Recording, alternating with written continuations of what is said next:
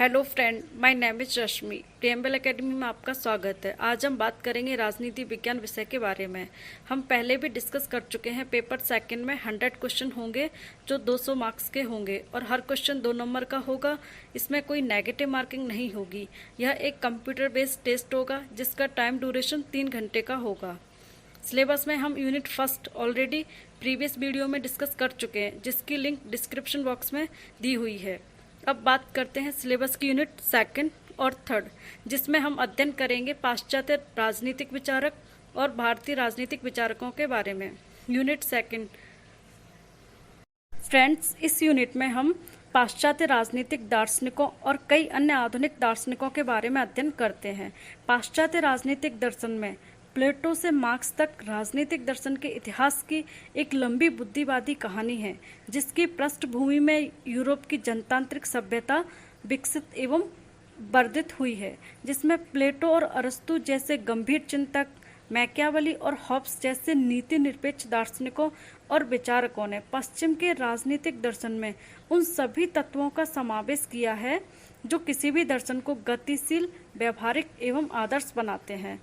Lock, Rousseau, James Mill, Marx आदि इस इतिहास के केवल नायक मात्र नहीं हैं, वरन उनके विचारों की द्वंद्वात्मकता ही मानव विचारों के बौद्धिक विकास की आत्मा है, जिसमें पश्चिम की सभ्यता, संस्कृति, राजनीतिक संस्थाएं एवं राष्ट्रीय चरित्र जन्मे और विकसित हुए हैं।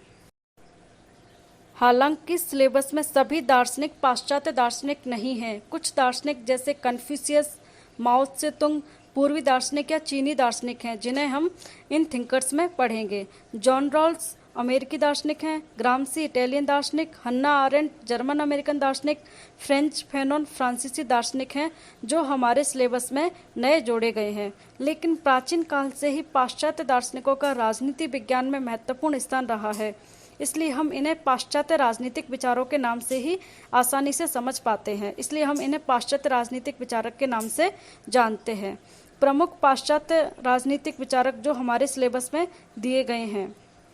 प्रमुख पाश्चात्य एवं अन्य विचारक जो हमारे सिलेबस में दिए गए हैं, जिनमें प्रमुख हैं कन्फ्यूशियस, प्लेटो, अरस्तु, Machiavelli, Hobbes, Locke, Rousseau, Hegel, Mary Wollstonecraft, John Stuart Mill, Karl Marx, Gramsci, Hannah Arendt, Frantz Fanon, Mao Zedong, John Rawls आदि प्रमुख पाश्चात्य राजनीतिक विचारक हैं, जिनका हम अध्ययन यूनिट सेकंड में करेंगे।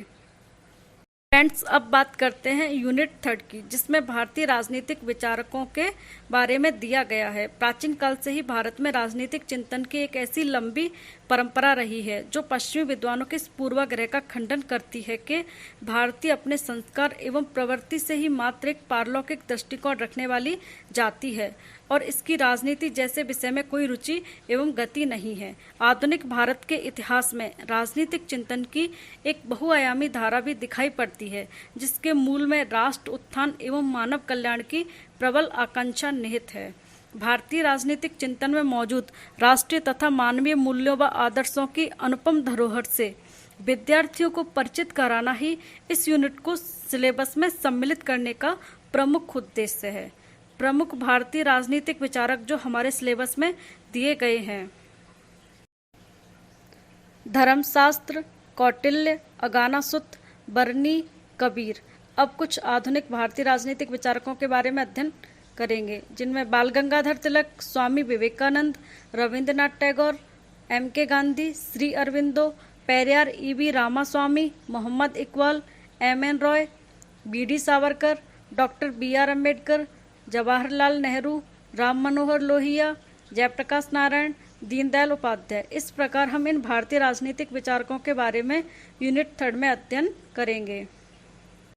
फ्रेंड्स, अब बात करते हैं इन टॉपिक को हम किस तरीके से कीवर्ड्स के माध्यम से पढ़ेंगे। हम यहाँ पर एक एग्जाम्पल के माध्यम से समझेंगे। जैसे हम अरस्तु विचारक की बात करते हैं। अरस्तु जीवन परिचय, जिसमें हम अरस्तु का जन्म, अरस्तु की प्रारंभिक शिक्षा आदि का अध्ययन करेंगे। अरस्तु के विचार, जिनमें प्रमुख हैं राज्य, दास प्रथा, संपत्ति, परिवार, शिक्षा, नागरिकता, क्रांति संबंधी विचारों का अध्ययन करेंगे। अरस्तु द्वारा प्लेटो के साम्यवाद की जो आलोचना की गई है उसके माध्यम से हम अध्ययन करेंगे।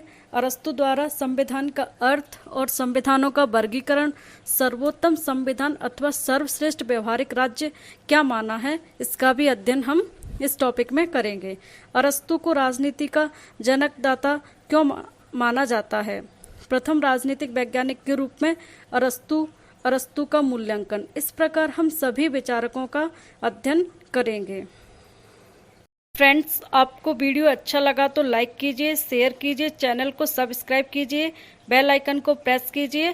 Thanks for watching.